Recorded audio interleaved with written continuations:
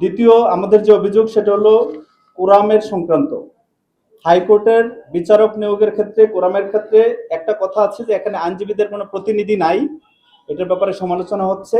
আইনজীবীদের চাওয়া হলো এখানে আইনজীবীদের একজন প্রতিনিধি থাকতে হবে। জাজদের প্রতিনিধি আছে কিন্তু আইনজীবীদের প্রতিনিধি নাই।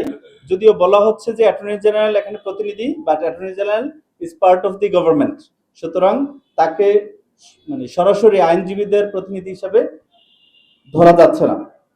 এজন্য আইনজীবীদের একজন প্রতিনিধি থাকতে পারে। অ্যাপিলেট ডিভিশনের ক্ষেত্রে আমাদের সবচেয়ে বেশি রিজার্ভেশন, কারণ ধারা 5(8) অব দি এই অধ্যাদেশ সেখানে বলেছে যে আপিল বিভাগের একজন বিচারপতি এবং অবসরপ্রাপ্ত একজন বিচারপতি নিয়ে চিফ জাস্টিসের নেতৃত্বে এই কমিটিটি গঠন করা হবে। আর বাকি 7 জনের 4 জন, এই যে হাইকোর্টের সবচেয়ে সিনিয়র 2 জন বিচারপতি, আইনের শিক্ষক এবং অ্যাটর্নি জেনারেল, এই 4 জন বাদ করবেন, তাহলে থাকবে 3 জন।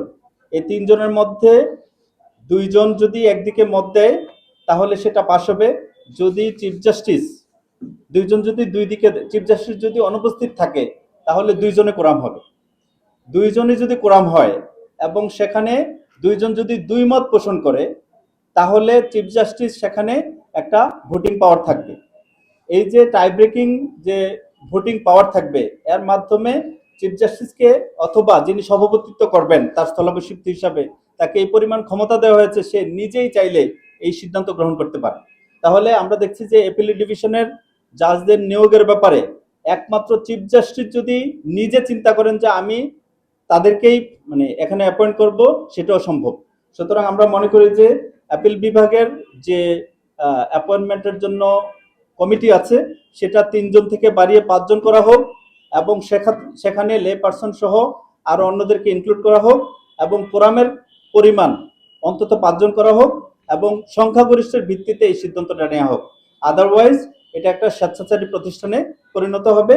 এবং চিফ জাস্টিস, আমরা আশা করি এখনকার চিফ জাস্টিস অনেক স্বাধীন মানুষ, অনেক ভালো মানুষ, কিন্তু একসময় হয়তো আমরা সবসময় ভালো চিফ জাস্টিস নাও পাইতে পারি, সবার ভালো রিজনিং নাও থাকতে পারে। তখন চিফ জাস্টিস অটোক্রেটিক ওয়েতে একাই সিদ্ধান্ত নিবে এবং একাই চিফ জাস্টিস যাকে ইচ্ছা তাকে অ্যাপয়েন্টমেন্ট দিতে পারবে। সুতরাং আমরা মনে করি এই কোরামের পরিবর্তন হওয়া দরকার। আমাদের তৃতীয় পর্যবেক্ষণ যেটা হলো সেটা হলো যে এখানে জাজ নিয়োগের ক্ষেত্রে অধ্যাদেশের 6(2) ক ধারাতে বলা হয়েছে তার বয়স হতে হবে 45 বছর, অথচ আমাদের সংবিধানের 95 ধারায় এখানে বয়সের কোনো উল্লেখ নাই, শুধুমাত্র যোগ্যতার কথা বলা হয়েছে। এখানে বলা হয়েছে শুধুমাত্র বাংলাদেশের নাগরিক হইতে হবে, আপনার সুপ্রিম কোর্টে 10 বছর প্র্যাকটিস থাকতে হবে হাইকোর্ট বিভাগে, অথবা বিচারক হিসেবে 10 বছর কর্মরত থাকতে হবে। ওখানে কোনো বয়সের ন্যূনতম সীমা নেই। তো যেহেতু সংবিধানে কোনো বয়সের ন্যূনতম সীমা নাই, সংবিধানে যেটা নাই তার চেয়ে বেশি কোনো যদি দেওয়া হয়, বয়সের কোনো ন্যূনতম বয়স যদি দেওয়া হয় সেটা সংবিধান বিরোধী হয়। তো এই আইনটা যদি করতেই হয় তাহলে হয় সংবিধানকে পরিবর্তন করে নতুন সংবিধান লিখতে হবে এবং সেখানে এই ধারাটা সন্নিবেশ করতে হবে, অথবা এটা সংশোধন করতে হবে। কোনো একটা না করে এই অধ্যাদেশ চলতে পারে না। এবং আমরা মনে করি বিচারক নির্বাচনের ক্ষেত্রে অতিরিক্ত স্বচ্ছতার জন্য এইখানে যে প্রসেসগুলো নেওয়া হবে, যাদেরকে সিলেক্ট করা হবে তাদেরকে কি বিষয়ে কি বিচারে সিলেক্ট করা হচ্ছে এটাও জাতির সামনে দেখার সুযোগ থাকতে হবে। এবং প্রার্থীদের মেধা, অভিজ্ঞতা, সততা এই সবগুলোই মূল্যায়ন করতে হবে, তাদের যোগ্যতা মূল্যায়ন করতে হবে এবং বার কাউন্সিল এবং আইনজীবী নেতৃবৃন্দের পরামর্শ নিতে হবে। এগুলো যদি নেওয়া যায় তাহলে এই অধ্যাদেশটা বেশি কার্যকর হবে।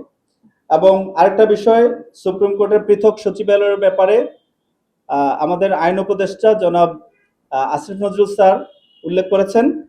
তো এটা অবশ্যই ইতিবাচক প্রস্তাব এবং এবি পার্টি শুরু থেকে দীর্ঘদিন যাবৎ এই দাবিটি করে আসছে। এই পদক্ষেপটি নেওয়ার জন্য আমরা সরকারকে অভিনন্দন জানাই। আরেকটি পদক্ষেপ নেওয়ার ব্যাপারে আসিফ নজরুল স্যার বলেছেন, সেটা হলো একটা স্থায়ী প্রসিকিউশন সার্ভিস তৈরি করার জন্য পদক্ষেপ নিয়েছেন।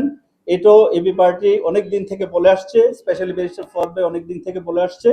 তো এটাও আমরা সাধুবাদ জানাই। আমরা আশা করব যে অবিলম্বে সরকার এই দুইটি প্রক্রিয়া অবলম্বন করবে এবং অধ্যাদেশ হিসেবে আমরা অচিরেই এগুলো দেখতে পাবো।